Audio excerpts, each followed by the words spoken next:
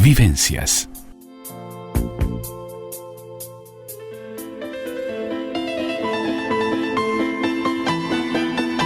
El todo y sus partes. La columna de Carmen Molinas Bonilla en Vivencias. Ya estamos con el todo y sus partes de Carmen Molinas Bonilla, que vamos a continuar hablando de grandes fotógrafos de la historia. De hoy le toca a David Seymour, el fotógrafo humanista de las atrocidades, conocido con el seudónimo de Jim. Seymour combinó la habilidad técnica, un intelecto formidable, una intensa empatía, y fue también un célebre retratista. Muy bienvenida, Carmen, buenas tardes, ¿cómo estás? Buenas tardes, Andreita, buenas tardes para todos. Bien. Bueno, una alegría. Y continuamos con estos grandes artistas, grandes fotógrafos. Hoy le toca el turno a este gran... Un fotógrafo, ¿por qué le decimos el fotógrafo humanista de las atrocidades? ¿Por qué? A ver. Porque justamente, así como hablábamos de Gerardo Taro, sí, de Robert Capa, bueno, del seudónimo, como decíamos, sí, que cubrían las guerras y en especial cubrieron la Guerra Civil Española, arriesgando su vida hasta morir. También, bueno, hasta morir, Robert Capa murió en Indochina, ¿no? Sí. Recordaremos, pero sí, también en una conflagración. David Seymour, que su verdadero apellido era Chimin, sí, y como se pronunciaba de una manera especial, porque era una SZY, lo que empezaba, Chimin, y se pronunciaba Chimin, él hizo ese seudónimo de Chim, para ser más fácil de pronunciar, en especial en Francia, a donde se trasladó, porque él nació en Varsovia, el 20 de noviembre de 1911, y junto con sus amigos Gerardo Taro y Robert Capa, también compartió lamentablemente la muerte en una lucha, dentro de una lucha, y murió joven, porque murió a unos días de cumplir 45 años, le faltaban pocos días, y también murió en esa lucha como... en el campo de batalla, digamos. Sus amigos tan íntimos con los cuales fundó junto con Henri Cartier-Bresson y otros dos fotógrafos jóvenes la famosísima agencia Magnum, que fue la que reivindicó la tarea del fotógrafo, que hasta ese momento era considerada una tarea, diríamos, casi menor. Claro. Y estaban en manos de los grandes editores de revistas como Regard, como Life, como el semanario Saludos, que les pagaban un sueldo, pero bastante escaso, y los enviaban a cualquier lado, ellos con su espíritu aventurero, y en este caso, Jim, humanista, lo aceptaban cualquier riesgo, porque era su pasión, la fotografía, sí. Pero de todas maneras los salarios eran bajos. Entonces, cuando fundan Magnum, que es una famosísima internacional agencia de fotografía, reivindicó la tarea de los fotógrafos e hizo que ellos pudieran tener el manejo, el dominio de sus propias fotografías y negativos y cobrarlas de una manera adecuada. Bueno, él fue un fotoperiodista como los que ya mencionamos antes, pero era distinto.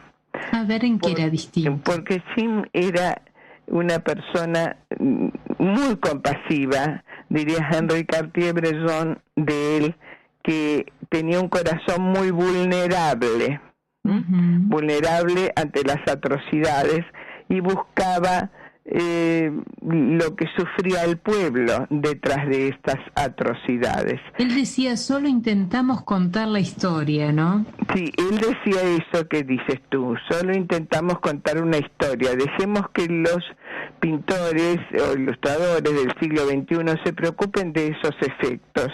Era como premonitorio cuando dijo eso. Y decía, tenemos que contar ahora esa historia, dejar entrar las noticias, pero mostrar la cara hambrienta, la tierra rota, cualquier cosa para que los que estén cómodos se muevan un poco. Entonces se quería contar historias fotográficamente. Y la contó muy bien, se refirió especialmente a los niños dañados física y espiritualmente por la guerra, ¿no? No en balde la UNESCO y UNICEF lo contrataron, pero él tiene una vida tan intensa que yo no sé si nos va a alcanzar. Bueno, hablaremos, si te parece, le podemos dedicar más de una columna. Sí, porque él tiene una vida, más larga que Serracaro, casi el doble, por supuesto. Claro, que pero es una vida muy intensa porque él viajó muchísimo. Era un hombre de familia judía, de Varsovia, pero de una familia muy destacada intelectualmente, y él mamó esa cultura. Era un hombre que dominaba 8 idiomas, era un gran pianista, había estudiado para concertista de piano, también cosas que muchas veces la gente no lo sabe. Entonces tuvo, por ejemplo, fue un gran retratista, como creo que vos dijiste al principio, y retrató ni más ni menos que la primera fotografía de Picasso frente a Guernica.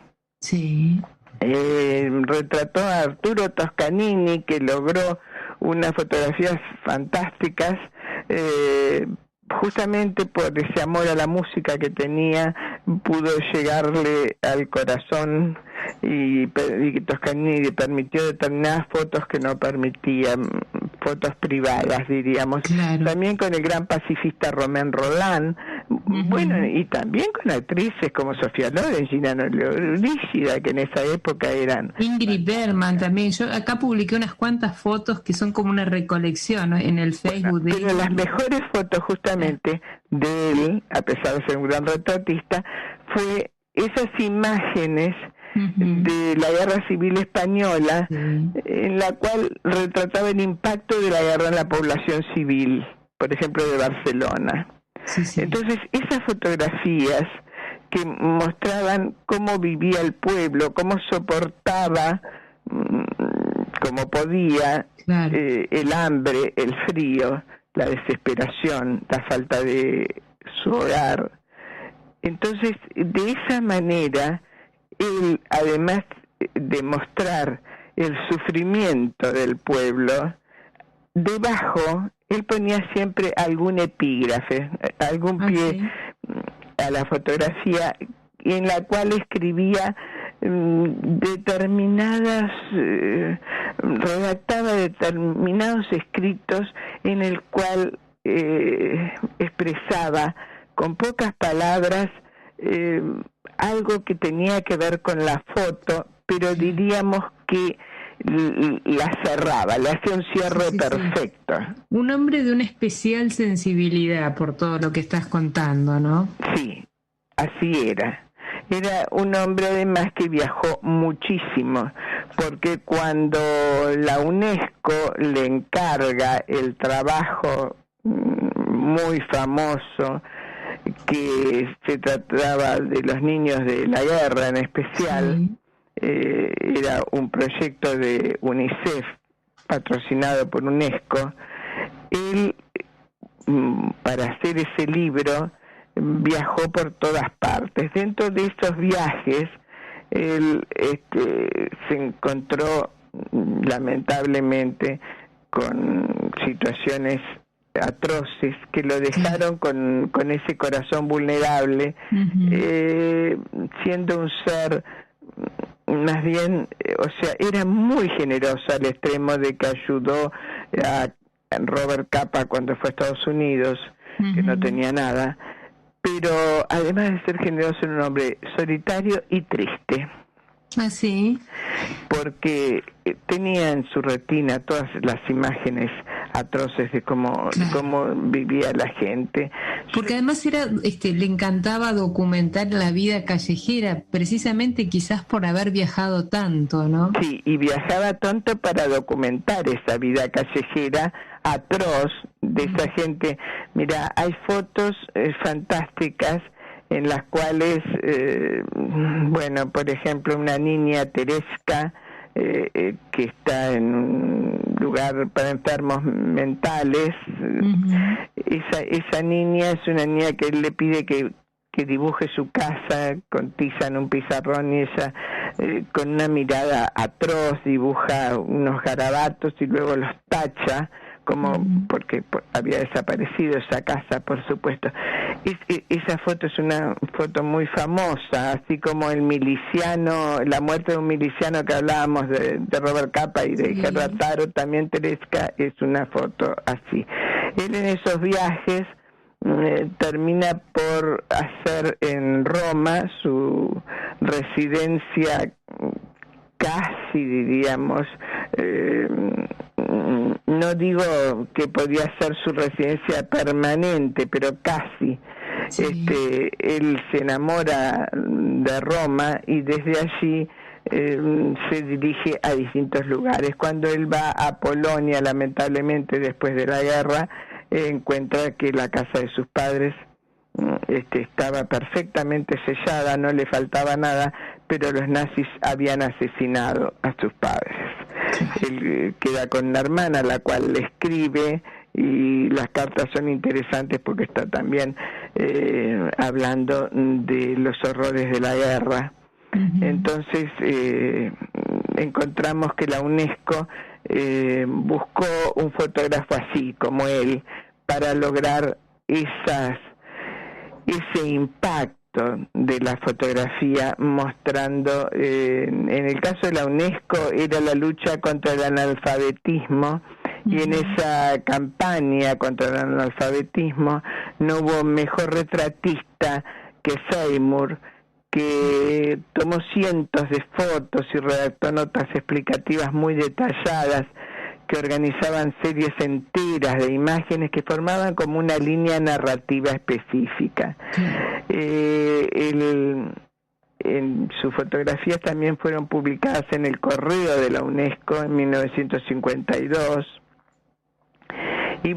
Y 67 años después le hicieron justicia a los textos de Seymour. Antes solamente daban importancia a sus fotografías. Cuando encuentran en los archivos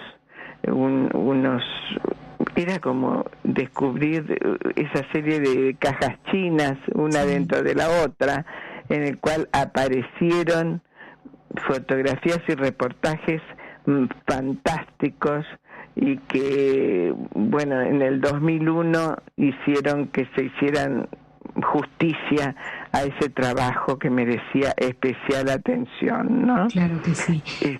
Estamos en el último minuto para que cierres, si te parece. Si quedó más, quizás podamos continuar el próximo. Sí, nos quedó toda la parte de Israel, de Norteamérica y de toda una zona de San Nicandro en Italia, que es muy importante y fue muy importante en su vida. Así que lo que podemos decir que él muere en acción en Suez, cuando todo el problema que de la guerra árabe-israelí, justo cuando terminaba la guerra, el momento que se llevan los prisioneros y que también hay una situación que podía ir hacia la paz, lamentablemente un francotirador les tira y mata a él y a un amigo fotógrafo, Jean Roy, que conducía el jeep en el que iban. Continuaremos entonces el próximo lunes, si te parece. Te agradecemos, te mandamos un abrazo enorme y te esperamos el próximo lunes aquí en El Todo y Tus Partes. Seguiremos hablando de este fotógrafo humanista. Muchísimas gracias. Vivencias.